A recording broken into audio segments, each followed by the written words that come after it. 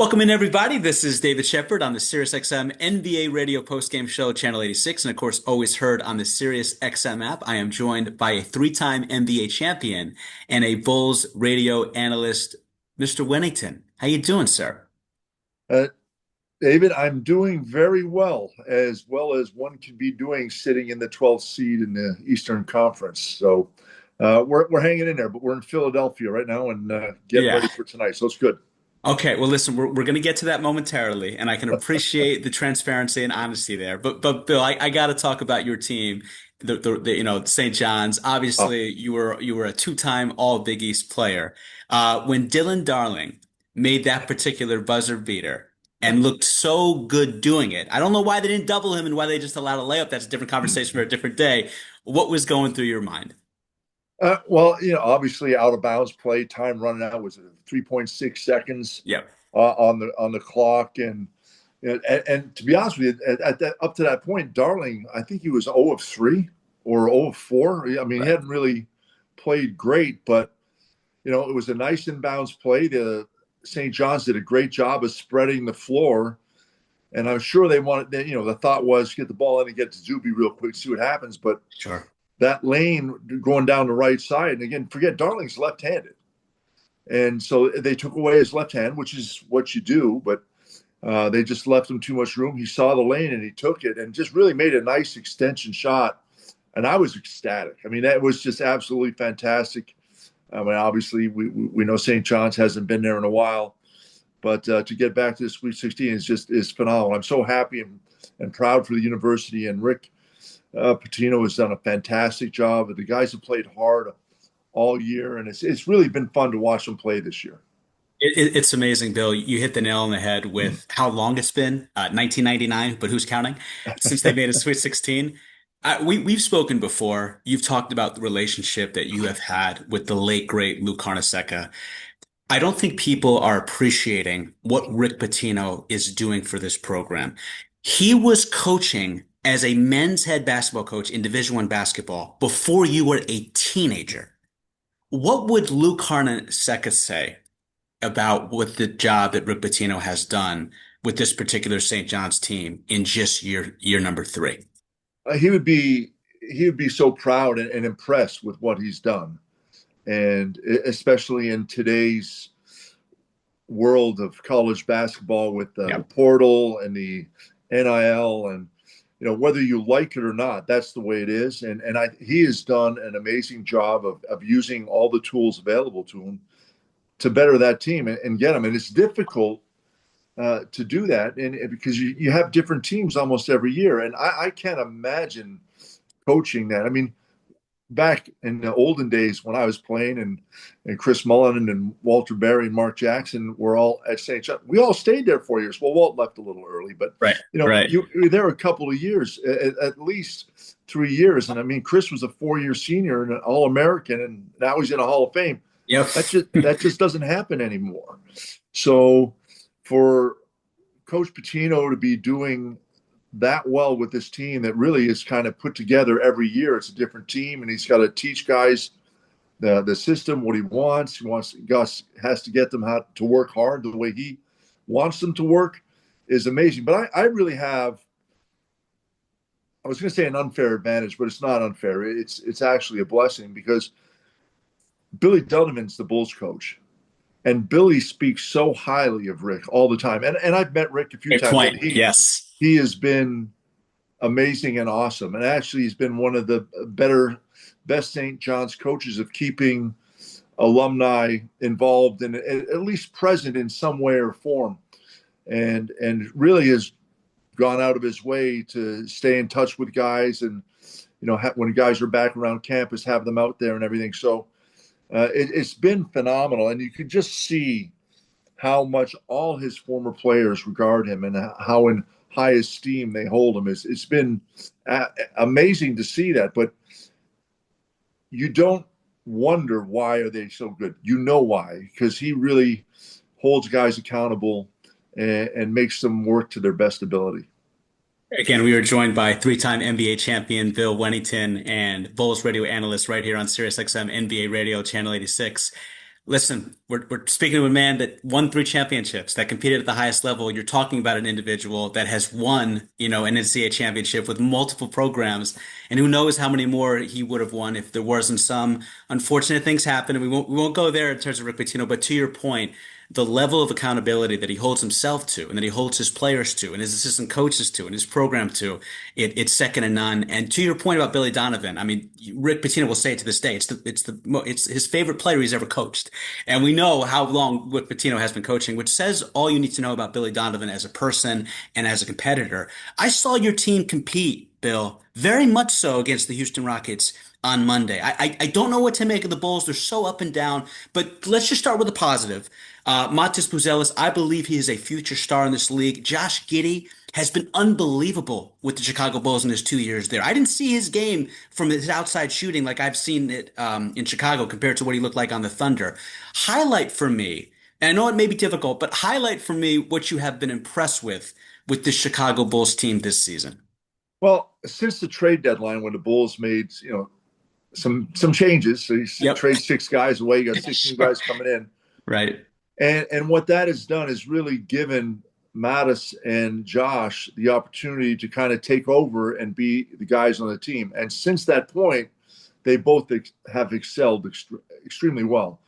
There was about 3-4 games in a row. Giddey was averaging close to a triple double Sure. in his stats, just playing, and doing really well. Mattis is making much better decisions on the floor. He can score in so many different ways. He can shoot the three. He can put the ball on the floor. He's long. He's strong. He can get stronger, and that's I think the intriguing part that people look at and say, "Wow, he's not even fully developed yet as far as just a human being goes." But he can score inside. He defends. He's not afraid of anyone, and that probably got him to a little bit of trouble a few games ago with Luka, where he started talking a little bit. Luka respected it, but it only made Luka play better. So I don't Yes. know if I don't know if Buzelis tries that tactic again. Well, he was doing it the other night a little bit with Durant. Right, They were getting into it a little bit, but it was really neat to see because Durant in the fourth quarter was the lights out. It was the Durant we saw. I mean, he was making shots that were unbelievable, shooting out threes with Buzelis in his face. Yeah. And talking. But Buzelis went back at him, and Buzelis hits a three and then gets a tough drive in traffic and finishes strong at the rim with a nice left-handed layup. And that kind of put the Bulls up on top for good. But going back to what the Bulls are now, we've had a lot of guys stepping up. Those two guys, Buzelis and Giddey, are really the core and have been doing the best. But as I said when we first came on, we're the 12th seed. We've lost a lot of games. As a matter of fact, we've lost 42. But who's counting? Right, but Bill Silver lining, you are tied with Milwaukee for the potential 11th seed. They own the tiebreaker, but you're right there for the 11th. Yeah, I get it. But right, I've been on some bad teams before. Sure. Worse than this team. So this team's just not. You were on that 98-99 team, if memory serves me correctly, for Chicago, correct? I was on that team, and I was also on the 90-91 Sacramento Kings that won 25 games all year, and only won one road game, which was early in the season on a East Coast trip in Washington, and it was just not a good year. It was a tough year. But having said that, the Houston game is really cool in my mind because Bulls jump out in the first quarter. They're up 20 points, and it was 41-21, if memory serves me correctly. Yeah. And everything looks amazing. The Bulls are shooting, I think it was 63% from behind the 3-point line, and it was just everything was going well. Well, Houston makes a run and comes back. If I'm being honest, the Bulls did not win another quarter. Houston won, but the Bulls won in the end. And the fourth quarter, they tied 37-37. But a lot of teams in that position would have folded. They would have been done. As soon as Houston started to make that run and got it within 10 and actually take the lead, most teams would be, well, we had our shot, we lost. Bulls didn't do that. They kept fighting, and they win a game against the fourth seed in a Western Conference. Right. That's a lot of effort. A lot of guys stepped up and played big. Trey Jones has been phenomenal. Richards has come over in the trade, is playing well. Colin Sexton had 17 points in that first quarter. Is just playing really well. So I get it. We're looking for the future and we're seeing what's going on. But you really got an opportunity right now to see these guys perform and play and make decisions on, hey, who's going to be here next year? It's a fair point. Again, we are joined by three-time NBA champion Bill Walton and Bulls radio analyst Mr. Bill Wennington as well. And the truth of the matter is, when it comes to this particular team, and you were up close and personal to what I believe is the greatest team we've ever seen in NBA history in 95, 96, 72 wins. You obviously win the NBA championship. You should have swept Seattle, but I think you felt bad for them and then wanted to give them two games. Let's be honest about that. And Bill, when it comes to Bulls fans, and I'm sure you get approached every day, and they're saying, Bill Wennington, you're a three-time champ. You played with the GOAT. This team has not made the playoffs in 4 years, and they're not going to make it in at least five. And they haven't won a playoff series since the Derrick Rose era 11 years ago. What do you say to those Bulls fans now that have been so jaded and so dejected by what the Bulls have been compared to the best team they were 25 years ago when there wasn't a better team in all of professional sports? Well, I mean, I'm a realist. Nothing lasts forever. Yeah. And you got to respect your past, but you got to move to the future. And yeah, it's unfortunate the Bulls haven't had the storybook years that we had for the really, well, I was there for 6 years in Chicago. For that decade, Chicago Bulls, the three championships before I got there, was phenomenal. And to this day, the people in Chicago still love it. We get myself, Stacey King also does broadcasting for Bulls TV. People come up to us and just tell us how much they appreciated that because it really was a special time in Chicago. But there's going to be growing pains, and things don't always work out the way you want them to, and that's what you have to do. You have to adjust. As a basketball player, that's how you get better. You learn from your mistakes and you get better. And the Bulls have had, we thought we were with the Derrick Rose years, thought we were on track getting things done, but as in everything, they don't always work out the way you want them to. And still had a couple really good years. And Derrick is an amazing person, an athlete, and that's why his number is hanging from the rafters at the United Center. And we're trying to get that back. There's not one person in the organization that is thinking, oh boy, this is great, we're losing. Everyone wants to win. And unfortunately, it just doesn't always work out the way you want to play. And the one thing that we can't control is what other teams are doing. And there's been some pretty good teams through the years coming up, and some pretty good players in the league to make it tough. I mean, you go back and look at the Bulls teams I was playing on. That Seattle team was a very good team. They were playing well, and I'm good friends with Detlef Schrempf, and Detlef and I, even before, were talking, and they really thought they were going to win that series. Utah Jazz, another very good team. You had two Hall of Fame players that were just phenomenal, playing well. Didn't get to win. New York and Patrick Ewing New York had some very good teams, and just couldn't get through the Bulls. And then Indiana on top. Probably Yes. the best 7-game series we had was 98, 97, 98 Eastern Conference Finals was where Indiana really had a chance to win. And Sure. we pulled through it. That number 23 doesn't like to lose, and he's going to do everything he can Right. to win games. So there's a lot of, and you look at the Chicago Bulls when Detroit was winning.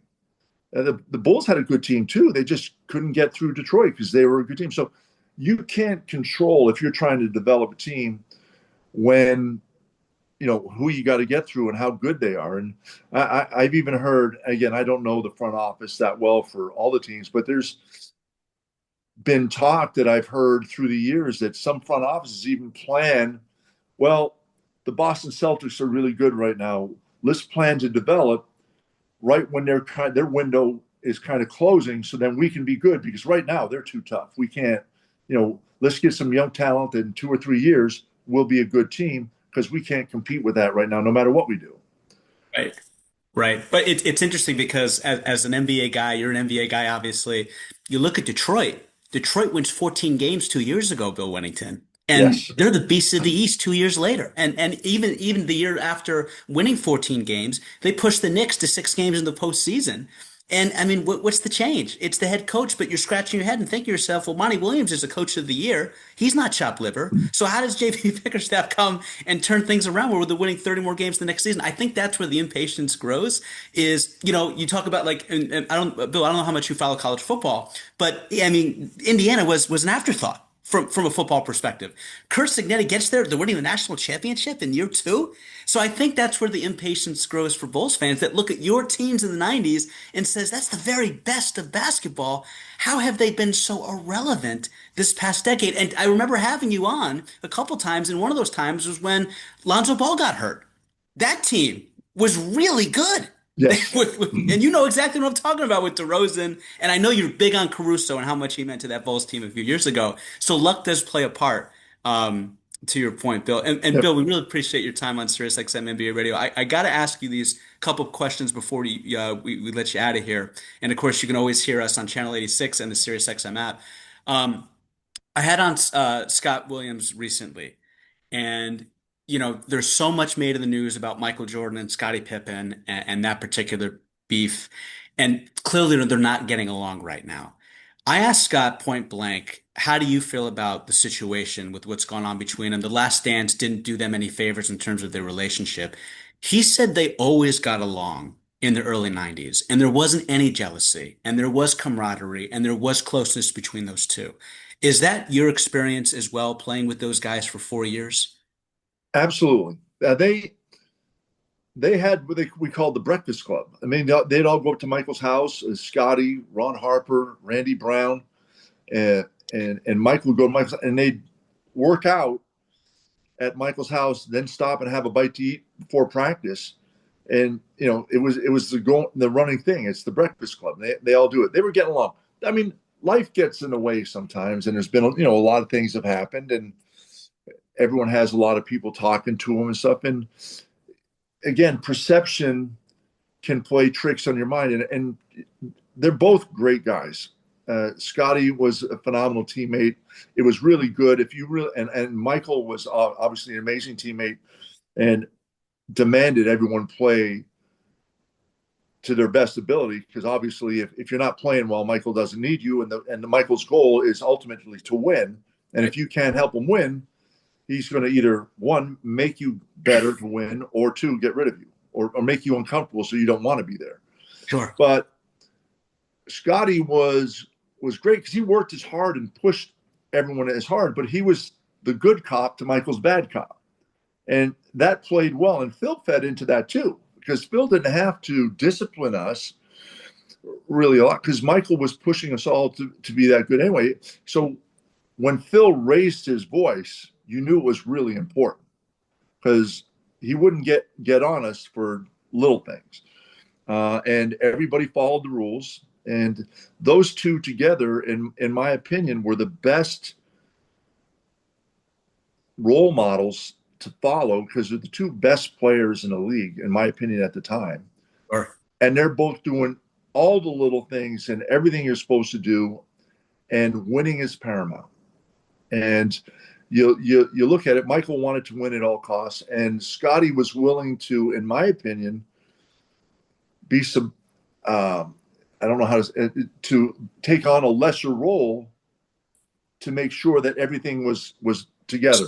Bill, correct me Now, if I'm wrong. Scotty was willing to sacrifice a little bit, sacrifice. so Yes. Michael could have the reins. Because to your point, and I think you got there 1 year out. You were there 93, 94 was your first year. Yeah, the year Michael first left. Right, right. And that year, correct me, Scotty was third in the MVP voting. Yes. And we Right. won 55 games when no one picked the Bulls to even make the playoffs because a devastating loss with Michael Jordan. No one really believed in Scottie. And then Tony Kukac's his first year had come there. And then with the additions, I got to play a lot. Steve Kerr's first year there picked up. And we won 55 games. And really, the Eastern Conference is like, oh, what happened? Where did this team come from? Sure. And I got to give credit to Phil Jackson because he really got us all and into the offense and got us to be on the same page with what they're running, with what the Bulls were running. Because Steve and I weren't there for the first three championships. We didn't really understand. And then obviously you get the departure of Michael, and it's like, oh boy, timing is everything. We're here just a day late and a dollar short again.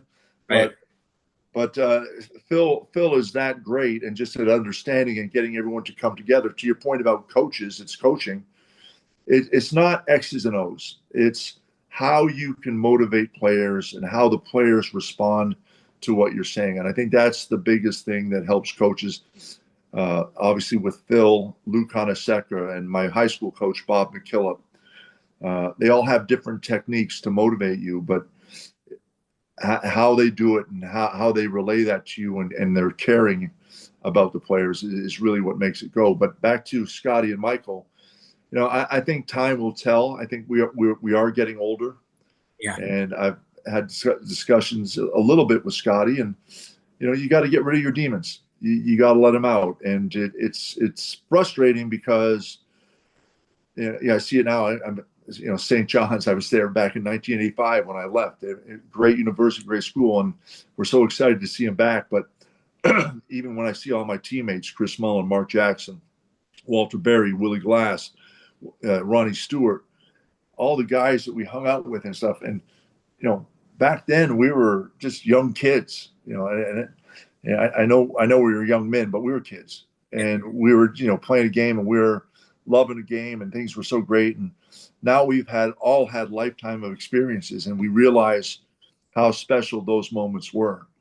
And I really think that's why March Madness in the NCAA is so special. One is for the drama for everyone. It's one game, and Right. anyone can win one game. But for anyone that's been a part of it or anyone that's older understands how special it is because we're not getting time back. And as we move on, things happen, and it makes it tough. I don't want to get down and sad about it because it's really amazing. But Yeah, as you that's get older, you realize the special moments you've had, and you really treasure them. and Bill, you've given us even more time than we agreed to. So I appreciate so much of your insight and your input on SiriusXM NBA radio. I just got one more for you, just as a follow up to that. I'm not trying to stoke controversy. I know there's a lot of people in the radio that love this feud between Michael and Scottie because it gives them something to talk about on a daily basis. Because who are we kidding? They were the Beatles of the '90s, right? So I get that aspect to it. As a true sports fan and as a huge NBA guy, I want to see these guys mend fences. I want to see them come together. And to your point, appreciate what y'all pulled off in the '90s. You were the team of the '90s. Yes, the Lakers three-peated. It's happened since, but many will argue to this day that 95-96 team is the greatest single season in the history of professional sports. You just witnessed Miami have that incredible celebration of their 20th anniversary for their championship team. It should be your 30th anniversary celebration right now as we speak. But Scottie Pippen's making commercials about not being second fiddle. I'm sure you saw that. And if you didn't, then I'll definitely send you the email after the interview. But if you could get Scottie and Michael in a room today, and you've kind of hit on this already, what would your best piece of advice be to ultimately mend fences between these two icons of the sport? And do you eventually see this resolving itself? I hope it does, but I also understand what is fueling this controversy is what made them so great is Interesting. that strength that they have, that will and desire to be the best and to work and to push through it and to be better than anyone else. So they're two very strong minded people, but I would seriously have them in a room and have them just to look at each other for a minute and realize that we're not in our early 30s anymore, that most of our lives is past. And what we did together is going to be remembered for a long time, long after we're here. People will still talk about that. Those banners will be in the United Center for as long as that building stands. And if the Bulls move to another building or whatever happens, those banners are there. That's it. That's written down. It'll be there. We're not going to be. And I kid you not, David, every time we've gotten together, three or four or more of us that were on that team together, the memories come flooding back. It's like it happened. We were there yesterday playing, getting ready for practice, and the talking starts and all things. But I would have them just start looking at each other and then to remember what really happened back then, because there's been a lot between then and whatever. I don't know the exact things that everyone's upset about, but the things that have bothered people have happened since then. And it's just things. And those things, said, done, good, bad, ugly. A lot of things are said. If you're married or have a brother or sister, you say things when you're angry sometimes that you don't mean, but they hurt. And we got to get over that, because we're not going to be here forever. We're getting older, and we've already lost a couple of people from that team, coaches and players wise. And, eventually it's going to be too late. And someone's going to be around here thinking, boy, I wish I. And as a player, we never wanted to say that I should have trained harder. I should have done this more. But I guarantee you, it's the people that we played with and people that make life special. And you don't want to say, I should have said something, because it's too late and you can't. And you put it in such proper perspective. You guys are brothers. You always will be, and families fight, and they have their disagreements. And I'm hoping for your sake, because you guys mean so much to not just sports, but American culture and frankly, international culture, for what you meant for around the world, the global stardom that Michael helped elevate in the early 90s and what you ultimately became. And you deserve that 30th anniversary championship celebration, Bill Wennington. No, appreciate it. It's Yeah. I'm fortunate the Bulls do a good job, have guys come back. I mean, Scottie has been around a little bit. He actually came back to the United Center not too long ago. Judd Bushler comes in. Horace Grant comes around. Tony Kukoc is around. Right. Stacey King is there, and guys have come through. And honestly, whenever we're together, it's phenomenal. Ronnie Harper's been in a couple of times, and I'm assuming he'll be in a little bit more with his boys in the league and everything. So They're pretty good. yeah, Es- they're not bad. They're pretty, especially that Harper kid in San Antonio who got that first start of his NBA career. It's unbelievable how Ron Harper hasn't gotten more attention. We know the Ball family. It's like he's got one kid in the NBA. We make him out to be the second coming, and what he's done with his two kids. And I like to see Ron do more media. By the way, he's great on mic, man. Oh yeah, he is so much fun. I Yeah, kid you, it's yeah, different. I mean, we had so much fun on the buses and in practice, because everyone's characters shined, and right. and they were because it's. I think this detracts from it a little bit. Guys don't talk as much as we used to, and you have so much more going on that you worry about. But Sure. it's it used to be back in the day. It was us on the bus, and we'd be talking. Your time off was spent together, and it was a lot of fun. And that's really to what Scott Williams was saying. We all got along, and Yeah. yeah. If you didn't work hard, Michael was going to get on you, but it was all fun and games, and everything was a game, and it was a good time. Well, Bill Wennington, it's been an honor to have you on SiriusXM NBA Radio, but it's great. It's been great to catch up with you. Next time we do this, the Bulls will be winning. I'm going to manifest it. You guys deserve it as a franchise. It's all serious. Thank you so much for joining us on SiriusXM NBA Radio. It's been a pleasure, and can't wait to do it again, man. You have a great rest of your day. All right, Dave. Appreciate it. All the best, and let's see what the Bulls can do tonight against the broken down Philadelphia 76ers.